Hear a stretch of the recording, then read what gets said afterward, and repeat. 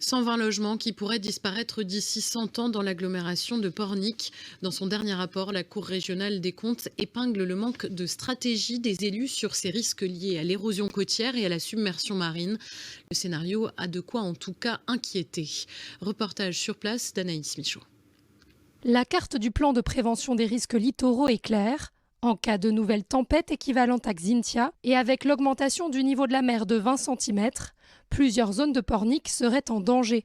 Selon la Cour régionale des comptes, 38 maisons, 90 appartements et 93 commerces pourraient être touchés.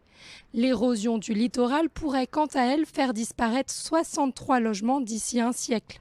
Pour autant, la commune a refusé d'être inscrite sur le décret de la loi climat et résilience pour mettre à jour sa cartographie des risques. Cette cartographie, une fois qu'on l'aura faite, qui devient responsable de ce document? S'il reste de compétence État, j'y vois pas d'inconvénient, au contraire, parce que ça précise les choses, et c'est quand même mieux pour la population et pour nos collectivités de savoir.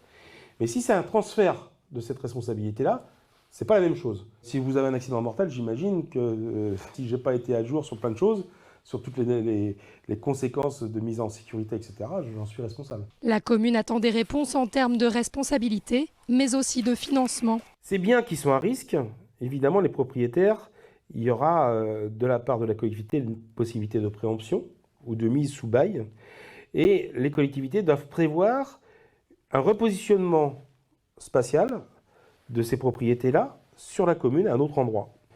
Et les villas qui sont là, elles ne sont pas de valeur de quelques centaines de milliers d'euros, mais on parle de millions d'euros. La Cour des comptes juge que la gestion des risques est à parfaire. Elle pointe des règles permissives dans des secteurs en érosion, même son de cloche du côté de l'opposition qui dénonce des constructions récentes en zone inondable. Le maire, lui, a déposé un recours devant le Conseil d'État via l'Association nationale du littoral. C'est l'histoire à présent d'un habitant de Nord-sur-Erdre.